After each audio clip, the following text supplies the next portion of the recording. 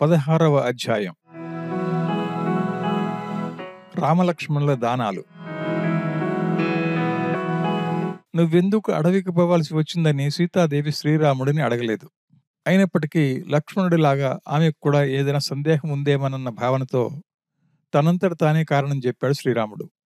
నా వల్ల నీకు, కౌసల్యకు, లక్ష్మణుడికి ఎంతో బాధ కలిగిందని నాకు తెలుసు. ఇతరులను కష్టపెట్టే పని నేనెందుకు చేయాలి అని నువ్వు అడగవచ్చు. ఏం చేయమంటావు? అడవికి నేనిప్పుడు పోనని చెప్పడానికి వీల్లేదు. ఎందుకంటావేమో, నా తండ్రి కైకకు ఇచ్చిన వరాలు నన్ను అడవికి పోయేలా చేశాయి. ఇక్కడ ఉండటానికి వీల్లేదు. ఉంటే నా తండ్రి మాట అసత్యం చేసిన వాడిని అవుతాను. ఆయన సత్యవ్రతం తప్పుతుంది. అది కాకుండా కొడుకులకు తండ్రి మాట ప్రకారం నడుచుకోవడం మానలేని ధర్మం. దానికి తిరుగులేదు. కాబట్టి నేనెలా ధర్మ మార్గాన్ని వదిలి జీవించగలను? ఇక్కడుంటే నా ప్రాణం పోతుంది. తల్లిదండ్రుల మాటను కాదని ఇంట్లోనే ఉండి దేవతార్చనలు చేస్తుంటే నా పాపం పోదా అని అంటావేమో. పూజలు చేసేవాడికి ఎదుటనే ఉండి మంచి చెడులు బోధించి అతడి ఇష్ట ప్రకారం ఉండే దేవతలు సాక్షాత్ తల్లిదండ్రులు, ఆచార్యుడు. ఇలా తన అందుబాటులో ఉండే దేవతల మాట తిరస్కరించి కానరాని దేవతలను పూజించడం ఎందుకు? ఎవరి వల్ల మనం ప్రత్యక్షంగా ఫలితం పొందుతున్నామో వారి మీద భక్తి లేకుండా తనకు అందుబాటులో లేని పరోక్ష దేవతలను పూజించడం కంటే ప్రత్యక్ష దేవతలను పూజించడమే మేలైన విషయం కాదా? తల్లికి, తండ్రికి, ఆచార్యుడికి సేవ చేసే మనుషుడు స్వర్గ, మర్త్య, పాతాళం అనే ముల్లోకాలను జయించగలడు. అలాంటి పితృసేవతో సమానమైన ఎంతో పవిత్రమైన సంసార భయం లేని సేవ ఇంకొకటి భూమి మీద లేదు. దానం కానీ, మానం కానీ అన్ని ధర్మాలు సత్యం చెప్పడంలోనే ఉన్నాయని చెప్పే సత్యం కానీ, యజ్ఞం కానీ, మరింకేదైనా కానీ పితృసేవ వల్ల కలిగే ఫలాన్ని పరలోకంలో కూడా ఇవ్వలేవు. స్వర్గమో, ధాన్యమో, అధిక సుఖమో, ధనమో, సుతులో, భాగ్యమో, చదువు, వీటిలో ఏదైనా గురువుల సేవ వలన కలిగే బలంతో సాధించడం ఏమాత్రం కష్టం కాదు. మాత పితృ సుపరాయణులు, తల్లిదండ్రులే పరమగతి అని సేవించువారు గోలోకం గాని, బ్రహ్మలోకం గాని, దేవలోకం గాని, గంధర్వలోకం గాని, విస్తారాలైన మరే ఇతర లోకాలు కానీ పొందేందుకు శక్తి కలవారై ఉంటారు. సత్యమనే ధర్మంతో కూడిన మనసుతో మా తండ్రి ఏం చెప్పాడో ఆ వనవాసం చేయడానికి నేను నిశ్చయించుకున్నాను. ఇది ముఖ్యమైన సనాతన ధర్మం. నీ అభిప్రాయం తెలియకపోవటం వల్ల నాతో రావద్దని అన్నాను. అలా కాదు, నిశ్చయంగా వస్తానని నీ దృఢాభిప్రాయం చెప్పావు. అలాంటి అభిప్రాయం నీకుంటే నిన్ను విడిచి నేనేలా పోతాను? నువ్వు రానంటే నేను పోదామనుకున్నాను. ఏ దోషం వల్ల వనవాస కష్టం వస్తుందో అలాంటి దోషాలు నీకు లేవు. అయినా వనవాసం చేయడానికి నువ్వు పుట్టావు. ఇది కర్మవశం వల్ల వచ్చింది కాదు. స్వేచ్ఛ లబ్ధం కాబట్టి దీని కొరకు నువ్వు దుఃఖించాల్సిన పని లేదు. పోదాం రా, ప్రయాణానికి సిద్ధం కా. ఇక నువ్విలా ఉండాల్సిన పని లేదు.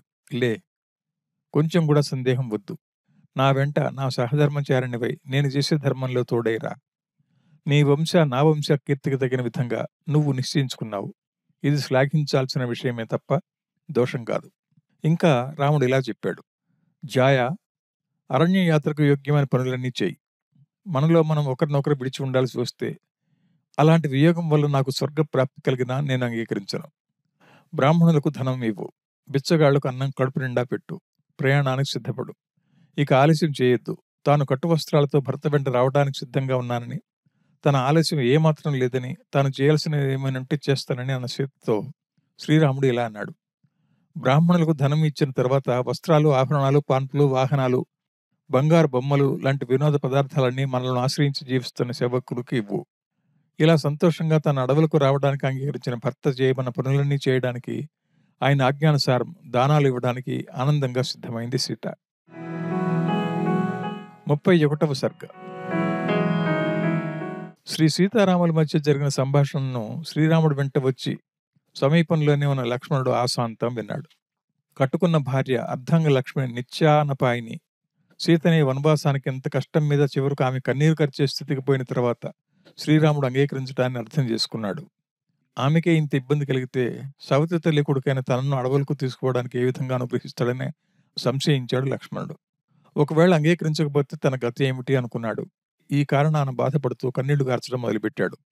లక్ష్మణుడు అన్న వెంట పోవాలా వద్దా, ఏది ధర్మం ఏది కాదు అనే విషయంలో భిన్నమైన వాదనలు ఉన్నాయి. పితృసమో జ్యేష్ఠ అనే న్యాయాన్ని అనుసరించి అన్న తండ్రితో సమానుడు కాబట్టి శ్రీరాముడి వెంట లక్ష్మణుడు పోవచ్చును ఒక వాదన. అయితే అది సామాన్య ధర్మం. అది కూడా తండ్రి మరణానంతరమే కానీ బతికొండగా కాదు. అందుకే శ్రీరాముడికి కైంకర్యాభిలాషతోనే లక్ష్మణుడు ఆయన వెంట పోయాడు అనుకోవాలి. మరోపక్క తల్లి తండ్రి జీవించి ఉండగా వాళ్ల సేవ వదిలి వారి ఆజ్ఞ లేకుండా అన్న వెంట పోవటం సందిగ్ధ ధర్మం. కాకపోతే ప్రయాణానికి సిద్ధపడి సర్వం వదిలి సీతారాముల వెంట పోవడానికి బయలుదేరుతుంటే అప్పుడు ఆయనకు తల్లిదండ్రుల అనుమతి లభించింది. శ్రీరామ శుశ్రూష అనే ప్రయోజనం కోరి వేరే ఉపాయానికి ఇష్టపడిన లక్ష్మణుడు అన్న వెంట పోవాలని నిశ్చయించుకున్నాడు. లక్ష్మణుడు ప్రకృతి ఫలాన్ని పొందేందుకు ఏ విధంగానైతే వేరే ఉపాయాన్ని వద్దనుకున్నాడో, అలానే తనకు శ్రీరామ కైంకర్యం తప్ప వేరే ఫలం అక్కర్లేదనుకున్నాడు. వేరే దైవం, వేరే ఉపాయం, వేరే ఫలం ఆశించకుండా ఉండటాన్ని ఏకభక్తి అని, అనన్య భక్తి అని, అవ్యభిచార భక్తి అని అంటారు. తన అభిప్రాయాన్ని లక్ష్మణుడు ఇలా చెప్పాడు శ్రీరాముడికి. చేతిలో విల్లు ధరించి గొప్ప మృగాలతో నిండిన అడవుల్లో అపాయం లేని తోవల గుండా నేను ముందు పోతుంటే నా వెనుక మీరిరువురు ఎటువంటి ప్రయాస లేకుండా మా వన వినోదం చూసుకుంటూ రావచ్చు, సంచరించవచ్చు. నేను మీ వెంట ఉంటే పెద్ద పులులు వచ్చినా, జింకలు తగిలిన, ఇతర మృగాలు అడ్డుపడ్డా, పెద్ద అడవులు వచ్చినా ఇలా ఎక్కడైనా హాయిగా సంచారం చేయవచ్చు. నేను రాకపోతే మీ సుఖ ప్రయాణం సాగదు. దేవా, మహానుభావ, నువ్వు లేని స్థలం వైకుంఠమైనా నాకు వద్దు. వైకుంఠమే వద్దనుకునే నాకు కైవల్యం కానీ, అంతకంటే తక్కువైన బ్రహ్మ పదవిని కానీ కోరుకుంటానా? కేవలం ఆత్మోపాసన గల గమ్యస్థానం మాత్రమే కైవల్యం. లక్ష్మణుడు ఇలా అనగా శ్రీరాముడు విఘ్నకరమైన ప్రతికూలమైన మాటలు అనేకం చెప్పి ఊరడించాడు. మరలా లక్ష్మణుడు ఇలా అన్నాడు. ఇంతకుముందు నేను రావడానికి అంగీకరించావు, ఇప్పుడేమో వద్దంటున్నావు. దీనికి కారణం ఏమిటి? ఎందుకు నా సాంగత్యం వద్దనుకున్నావు? పుట్టినప్పటి నుండి నా సేవలను ఇంతకాలం అంగీకరించి ఇప్పుడేదో నాలో లోపం ఉన్నట్టు నన్ను రావద్దనంటున్న విధంగా ఉంది. ఆ సవతి కొడుకు ఎలా చేశాడు, ఈ సవతి కొడుకు ఏం చేస్తాడో అని సందేహమా? అర్థమయ్యేటి చెప్పు. తనకంటే ముందుగా అరణ్యాలకు పోవడానికి సన్నాహం అవుతూ తన అనుమతికి ఎదురు చూస్తున్న కీర్తికరమైన ద్రోహబుద్ధి లేని లక్ష్మణుడు 2 చేతులు జోడించి చేస్తున్న ప్రార్థనను అర్థం చేసుకున్నాడు శ్రీరాముడు. తమ్ముడితో తన మాటలుగా ఇలా చెప్పాడు. లక్ష్మణ, నువ్వు నాకు పుట్టుకతోనే తమ్ముడివి. అంతేకాకుండా ప్రేమ ఇవ్వడంలో నా ప్రాణంతో సమానమైన వాడివి. నాకు వశపడి నేను చెప్పినట్లే వినయంతో చేసేవాడివి. గొప్ప ధర్మంతో ప్రకాశించే గుణం కలవాడివి. పవిత్రమైన కళ్యాణ గుణాలున్నవాడివి. నా చెలికాడివి. బలవంతుడవు, స్నేహితుడివి. వీటిల్లో ఒక్క గుణం మాత్రమే ఉన్నా చాలనుకుంటే నీకేమో అన్ని గుణాలు ఉన్నాయి. ఇన్ని గుణాలున్న నిన్ను నిష్కారణంగా ఇక్కడ వదిలిపోతానా? నీలో ఏదో దోషముందని నేను ఇక్కడ వదిలిపోవటం లేదు. నా ఆలోచన విధానం చెప్తా విను. నా వెంట నువ్వు వచ్చావనుకో, ఆ తర్వాత నీ తల్లిని నా తల్లిని ఏ లోపం లేకుండా భరించేవారెవరు? మన తండ్రి రాజున్నాడు కదా అంటావేమో. ఉన్నాడు, కానీ ఏం ప్రయోజనం? జడివాన గొప్పగా దేశమంతా కురిసినట్లుగా అందరికీ సుఖం కలిగించాల్సిన తండ్రి మన తల్లులో భర్త కామపాశ సమూహంలో బంధించబడి ఉండటం నీకు తెలుసుగా. భర్త అలా, కొడుకులు ఇలా అవుతే మన తల్లుల గతి ఏమిటి? భరతుడు లేడా, కైక లేదా, వాళ్ళ మాత్రం చూడరా అని అంటావేమో. రాజ్యమంతా తమ స్వాధీనంలోకి తెచ్చుకున్న కైక మనకెవరితో ఏం పని అనుకుని తన సౌతులను అందున దుఃఖించే వారిని అసలే పట్టించుకోదు. ఏమాత్రం మేలు చేయదు. వాళ్ళ కొడుకులు అరణ్యాలకు పోయారు కాబట్టి వాళ్ళు ఏడుస్తున్నారని అన్న భావన ఆమెకు రాదు. తన కొడుకు రాజు అయినాడు కాబట్టి వాళ్ళు ఏడుస్తున్నారని వాళ్ళ మీద నింద మోపే ప్రయత్నం చేసి వాళ్ళను అనాదరిస్తుంది. ఇక భరతుడి సంగతి ఏమిటంటే, వాడు తల్లి లాలనకు లోబడి కౌసల్య సుమిత్రలను మనసులోనైనా అనుకోడు. కాబట్టి నువ్వైనా ఇక్కడ ఉండి వాళ్ళను ఊరడించు, బాధలు తీర్చు. సుమిత్రానందన, నువ్వు ఇతరుల సహాయం తీసుకునైనా లేదా తీసుకోకుండానైనా ఇక్కడే ఉండి తల్లిని చూసుకో. నా మాట మీద గౌరవం ఉంచి నీతిగా అన్న మాట మేరకూడదని అనుకో. నేను వదిలిపెట్టిపోతున్న నా తల్లి నువ్వున్నావు కదా అని నిన్ను చూసుకుంటూ నేనున్నట్టే భావించి సంతోషపడుతుంది. అంతేకాదు, నా మీద నీకున్న ఉత్తమోత్తమ భక్తి కారణాన నాకు నువ్వు సేవ చేయడం కంటే నాకు ఇష్టమైన వారికి సేవ చేయడం నాకెక్కువ సంతోషం కలిగిస్తుంది కదా. పెద్దవారిని భక్తితో సేవిస్తే పుణ్యం పెరుగుతుంది, పాపం పోతుంది. ఏ దోషం లేని నువ్వు ఇలా చేయడమే నాకు సమ్మతమైన పని. అన్నా లక్ష్మణ, రఘువంశం అనే పాలసముద్రానికి నువ్వు పూర్ణచంద్రుడి లాంటి వాడివి. నా కోసం నా మాట విను. నువ్వు నేను ఇద్దరం లేకపోతే మన తల్లులు ఈ శత్రువుల మధ్యలో వారిని ఆదుకునేవారు లేక ఎలా సుఖపడతారు? ఇలా శ్రీరాముడు మంచిగానే చెప్పిన కష్టమైన మాటలు విని విని లక్ష్మణుడు జవాబు ఇచ్చాడు ఇలా. వివేక సంపన్న, భరతుడు నీ తల్లిని వినయంగా నిర్మల మనసుతో భరిస్తాడు. స్త్రీలను, అందున తల్లులను ఎందుకు బాధిస్తాడు? ఒకవేళ భక్తితో చేయకపోయినా, పోషించకపోయినా వారిని అనాదరణకు గురి చేస్తే అసమాన తేజస్సు గల నీకు కోపం వస్తుందని అతడికి తెలియదా? వాళ్ళ విషయంలో అతడు ఎప్పటికీ అలా చేయడు. భక్తి లేకపోయినా భయంతోనైనా వాళ్ళని ఆదరిస్తాడు. అన్నా, నన్ను తీసుకుపోవద్దనుకుని ఈ కారణాలు చెప్తున్నావో, లేక నన్ను పరీక్షించడానికి ఇలా అంటున్నావో నాకు అర్థం కావటం లేదు. అలా కాకపోతే ఆర్య స్త్రీరత్నమైన కౌసల్యాదేవిని నాలాంటి వారా భరించాల్సింది? ఆమె నాలాంటి వేల మందిని తన ధనాలతో, గౌరవాలతో భరించగల శక్తి కలది కదా! ఎందుకంటే కేవలం తన సేవ చేసేవారికే తన దాన గుణానికి అనుగుణంగా 1000 ఊళ్ళు ఇచ్చింది కదా! వాస్తవం ఇదైతే వారు వీరు అవసరమా? ఆమెను నేను భరించాల్సిన అవసరం లేదు. కౌసల్య రాగానే సుమిత్ర కూడా తను భరించుకోగలదు. ఆమె జీవించడానికి అనేక ఊళ్ళున్నాయి. ఆమె నా వంటి వారిని రక్షించగలదు. కాబట్టి వాళ్ళిద్దరూ కూడా వాసోగ్రాసాలకు, ఇతరులపై ఆధారపడవలసిన పని లేదు. అన్నా, నువ్వు నన్ను బంటుగా ఏలుకో. ఇందులో ధర్మహాని లేదు. అన్నను తమ్ముడు బంటులాగా వాడుకోవటం ధర్మ విరుద్ధమైన పని కాదు. అన్న తండ్రితో సమానం. అలా ఒప్పుకుంటే నేను నీ సేవ చేసి జన్మ సాఫల్యం పొందుతాను. దీనివల్ల కూడా నీకు ప్రయోజనం ఉంది. అడవుల్లో నీకు అవసరమైన కందమూలాలు నేను సేకరిస్తాను. నేను నీ వెంట వచ్చి చేసే పనేమిటి అంటావా? ఒక చేత్తో గంప గడ్డపార, మరో చేత్తో విల్లంబులు ధరించి నీ ముందు నడుస్తూ తోవ బాగు చేస్తాను. నీకిష్టంగా కష్టం లేకుండా చేస్తాను. నేను రాకపోతే ఇవన్నీ నువ్వే చేసుకోవాలి కదా! ఆ శ్రమ తప్పిస్తాను. నీకు అలసట వస్తే విసురుతా, పాదసేవ చేస్తా, ఇంకా చేస్తా. అడవిలో దొరికే పండ్లు, దుంపలు ఇంకా అలాంటివి తెచ్చిస్తా. నువ్వు సీత వినోదంగా ఉండొచ్చు.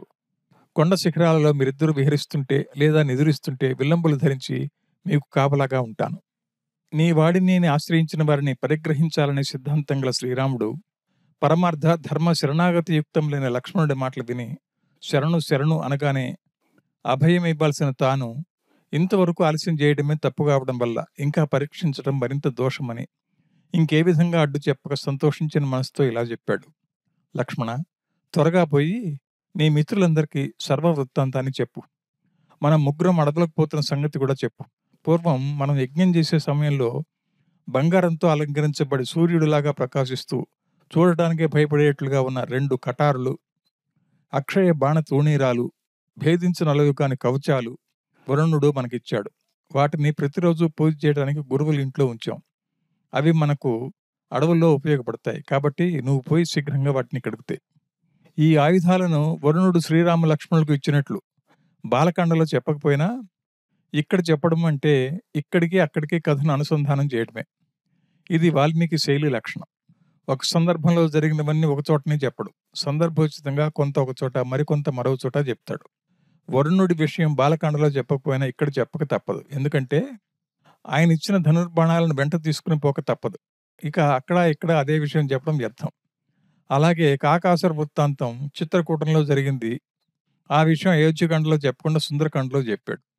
అది కూడా సీతతో చెప్పించాడు.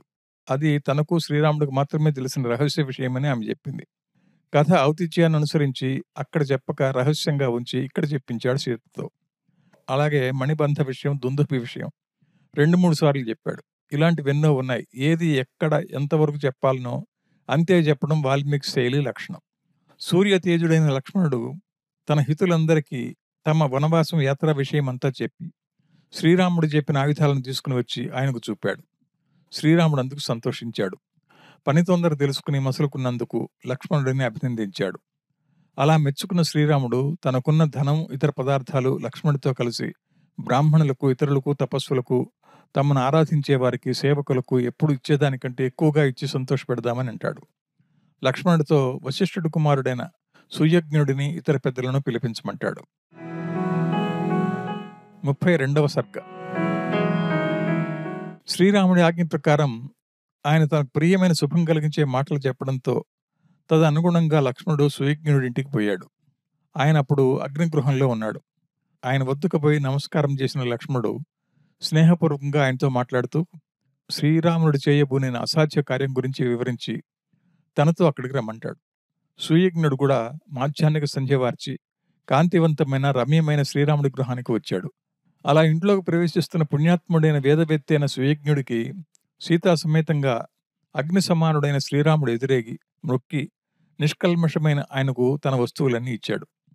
బంగారు భుజకీర్తులను, తళతళలాడే కుండలాలను, బంగారు మొలతాడులను, చేతి కడియాలను, రత్న కిరీటాలను, బంగారు ఉంగరాలను, ఇతర అలంకారాలను, మనోహరమైన రత్న సమూహాలను అన్నీ ఇచ్చాడు శ్రీరాముడు. ఇస్తూ సీతా ప్రేరణతో ఇలా అన్నాడు. అయ్యా, నీ భార్య ధరించేందుకు ముత్యాల సరం, ముప్పేట మల్లనూలు, బంగారు తీగ, రెట్ట కడియాలు, భుజకీర్తులు సీత ఇస్తున్నది తీసుకోండి. మణులతో చెక్కబడి ఆభరణాలతో అలంకరించబడిన పాన్పు కూడా మీ దగ్గరే ఉంచుకోండి. వనవాసానికి పోవాలని దృఢంగా నిశ్చయించుకున్నాం. నాకు నా మేనమామ ఇచ్చిన శత్రుంజయం అనే ఏనుగు నా దగ్గరే ఉంది. దానిని మరో 1000 ఏనుగులతో కలిపి ఇస్తాను. ఇలా వేరువేరుగా శ్రీరాముడివ్వగా అవన్నీ తీసుకున్నాడు సుయజ్ఞుడు. ఆయన శాస్త్ర ప్రకారం సంతోషంగా సీతారామ లక్ష్మణులను దీవించిపోయాడు. ఆ తర్వాత శ్రీరాముడు లక్ష్మణుడితో అగస్త్య కుమారుడిని, విశ్వామిత్రుడి కుమారుడిని పూజించమని, పైరుకు నీళ్లిచ్చినట్లే వాళ్లకు 1000 ఆవులను, వెండి, బంగారు నగలను, అనేక రకాల రత్నాభరణాలను ఇవ్వమని చెప్పాడు.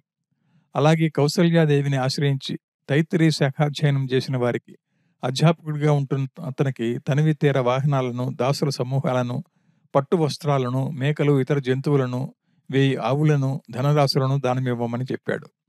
చాలా కాలంగా తన ఇంట్లో ఉంటున్న చిత్రరథుడు అనే సూతుడికి ధనవస్త్రాలు, రత్నాలు ఇక చాలు అనేదాకా ఇవ్వమంటాడు.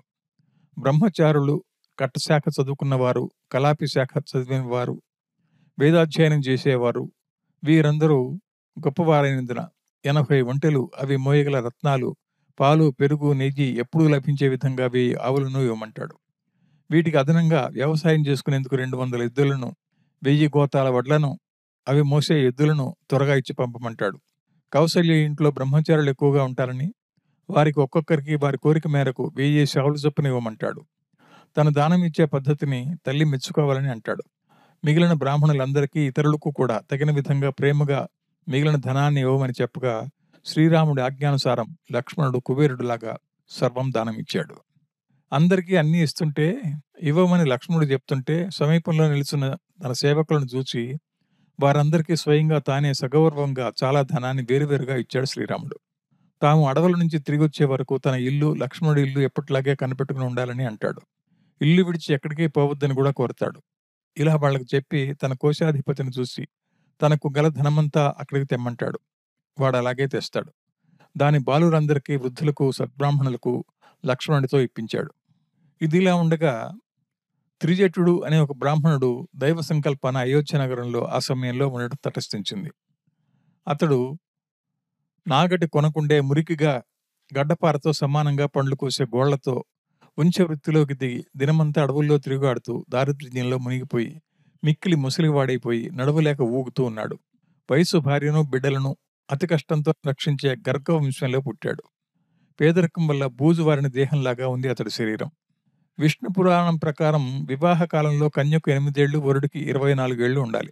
కాబట్టి ఈ లెక్కన స్త్రీకి మంచి ప్రౌఢ వయసు వచ్చేటప్పటికి, అంటే 30 సంవత్సరాల వయసున్నప్పటికు భర్తకు 46 ఏళ్లు ఉంటాయి. బ్రాహ్మణ స్త్రీలు పూజా పునస్కారాలతో కాలం గడుపుతారు కాబట్టి ఋతుకాలంలో మాత్రమే సంగమిస్తారు. అందువల్ల వాళ్లకు బ్రహ్మచర్య దీక్ష వలన కామబాధ కలగదు. పతివ్రత అయిన ఆయన భార్య త్రిజటుడికి ఒక సలహా ఇచ్చింది. పారా గుద్దలి బయటపడేసి ఆమె మాట విని శ్రీరామచంద్రుని చూడడానికి ఆలస్యం చేయకుండా పొమ్మంటుంది. భార్యా బిడ్డలున్న వాడినని, దరిద్రుడినని చెప్పమంటుంది. ధర్మబుద్ధి గల శ్రీరాముడు ఎంతో కొంత దానం చేస్తాడని సలహా ఇస్తుంది. త్రిజటుడు తాను కట్టుకున్న వస్త్రంలో చిరుగులు కనిపించకుండా ఉండే ప్రయత్నం చేసి విఫలమై అలాగే శ్రీరాముడి ఇంటికి పోయాడు. కూటికి పేదవాడైన తపోబలం వల్ల అంగిరుడితోనూ భృగువుతోనూ సమానమైన బ్రహ్మ తేజస్సు ఉండటం వల్ల త్రిజటుడు రాకను ఎవరూ అడ్డగించలేదు. అంతేకాకుండా తన ఇంటిలోని పంచమ కక్షి వరకు ఎవరైనా రావచ్చని అడ్డగించవద్దని శ్రీరాముడు మొదలే ఆజ్ఞాపించాడు. అందుకే త్రిజటుడిని ఎవరూ ఆపలేదు. శ్రీరాముడి సమీపంలోకి పోయి త్రిజటుడు ఇలా అన్నాడు: రామచంద్ర, కడు పేదవాడిని, చాలా మంది పిల్లలున్నారు, ఉంచే వృత్తిలో జీవిస్తున్నాను, నా మీద కనికరం చూపించు. దేహాన్ని బతికించుకోవడానికి శాస్త్ర నిషిద్ధంగాని స్వకర్మలతో శరీర కష్టం లేకుండా గృహస్థుడు ధనాన్ని సంపాదించుకోవచ్చు. బ్రాహ్మణ కర్మలలో ప్రతిగ్రహం చేరింది కాబట్టి అది శాస్త్ర నిషిద్ధం కాదు. దేహధారణ కొరకై, కుటుంబ రక్షణ కొరకై అడిగాడు కాబట్టి అది తప్పు కాదు. బ్రాహ్మణుడు ధనాన్ని సమకూర్చుకునేందుకు దాచిపెట్టడానికి ఆర్జించకూడదు, యాచించనకూడదు. కుచేలుడిని ఈ విషయంలో ఉదాహరణగా తీసుకోవాలి. ఎందుకు త్రిజటుడు శ్రీరాముడిని ధన సహాయం చేయమని అడిగాడు? ముసలి తల్లిదండ్రులను, పతివ్రతైన భార్యను, పసిబిడ్డలైన కొడుకులను 100 పనులు చేసినా రక్షించుకోవాలని మనువు చెప్పాడు. కాబట్టి త్రిజటుడి యాచన తప్పు కాదు. ఇంత తపస్సు చేసిన వాడు, ముసలివాడు, భార్యాపుత్రుల కొరకు యాచించాల్సి వచ్చింది కదా అని అనుకున్న శ్రీరాముడు అతని శక్తిని పరీక్షించాలనుకున్నాడు. ఓ పుణ్యచరిత్ర, నా ఆవుల్లో దానమీయగా ఇంకా 1000 ఆవులున్నాయి. నువ్వొక కర్ర తీసుకో, దానిని ఆ మందపైన విసిరాలి. అది ఎంత దూరం పడుతుందో అక్కడ నుంచి అక్కడి వరకు ఉన్న ఆవులన్నీ నీకిస్తాను. నీ భుజబలాన్ని చూపించు అంటాడు శ్రీరాముడు. వేలాడుతున్న ధోవతి అంచులను పైకెత్తి జారిపోకుండా బిగించి కట్టాడు త్రిజటుడు. కుడి చేత్తో కర్రను పట్టుకుని కాళ్ళు ముందుకు వెనక్కు పెట్టి పళ్ళు బిగించి ప్రాణాలు ఉగ్గబట్టుకుని ఆ బ్రాహ్మణుడు కర్రను గిర్రున తిప్పి సంతోషంగా ఆవుల గుంపులోకి విసిరాడు. ఆవులన్నింటినీ బ్రాహ్మణుడికి ఇవ్వాలని మనసులో ఉన్నప్పటికీ బ్రాహ్మణ ప్రభావం తెలుసుకోవాలనుకున్నాడు శ్రీరాముడు. ఆయన ఇది పరిహాసానికి అనలేదు. త్రిజటుడికి కూడా ఇది బాధ కలిగించలేదు. ఇలా బ్రాహ్మణుడితో చేయించడం వల్ల, పరీక్షించడం వల్ల అతడి యాచన దోషం తొలగి కష్టించి సంపాదించుకున్నట్లయింది. బ్రాహ్మణుడు విసిరిన ఆ కర్ర సరయూ నది దగ్గరున్న ఆవుల గుంపులను దాటి ఎద్దుల సమీపంలో పడ్డది. శ్రీరాముడు ప్రేమతో ఆ బ్రాహ్మణ శ్రేష్ఠుడిని కౌగిలించుకున్నాడు. అక్కడి గొల్లలతో సరయూ నది తీరంలో ఉన్న ఆవులన్నింటినీ తోలుకుపోయి బ్రాహ్మణుడి ఆశ్రమంలో వదిలిపెట్టమన్నాడు. త్రిజటుడు తపోశక్తి తెలుసుకోలేక నవ్వుల మాటలన్నందుకు క్షమించమని అంటాడు. మహానుభావ, నాపై కోప్పడవద్దు.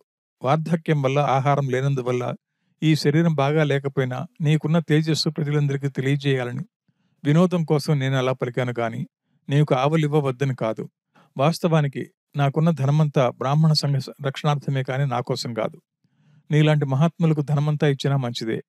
నాకు విస్తార కీర్తి సంతోషం కలుగుతుంది అన్న శ్రీరాముడి మాటలకు జవాబుగా తనకు ధనంతో పనిలేదంటాడు త్రిజటుడు. కీర్తి, బలం, సంతోషం, అసమానమైన సుఖం కలగాలని శ్రీరాముడిని దీవించి భార్య సమేతంగా ఆవులతో సహా తన ఆశ్రమానికి పోయాడాయన. గురుకులంలో వేదాధ్యయనం పూర్తి చేసుకున్న తర్వాత వివాహార్థులై ఉన్న బ్రాహ్మణులకు రాజులు ధనధాన్యాలిచ్చి శాస్త్ర ప్రకారం పూజించాలి. ఇలా బ్రాహ్మణులకు ఇచ్చిన ధనధాన్యాదులు నిధిలాగా తరగకుండా ఎప్పుడూ రాజులకు మేలు కలిగిస్తుంటాయి. అసమానమైన సత్యపరాక్రమాలతో స్వధర్మాన్ని అనుసరించి తాను సంపాదించిన ధనాన్ని ఆప్తులకు గౌరవించి నిండు మనసుతో ఇచ్చాడు శ్రీరాముడు. వారికే కాకుండా బ్రాహ్మణులకు, స్నేహితులకు, సేవకులకు, దరిద్రులకు, భిక్షాటన చేసి బతికే వారికి తగిన రీతిని గౌరవించి అలక్ష్య బుద్ధి లేకుండా విస్తారంగా ఇచ్చాడు.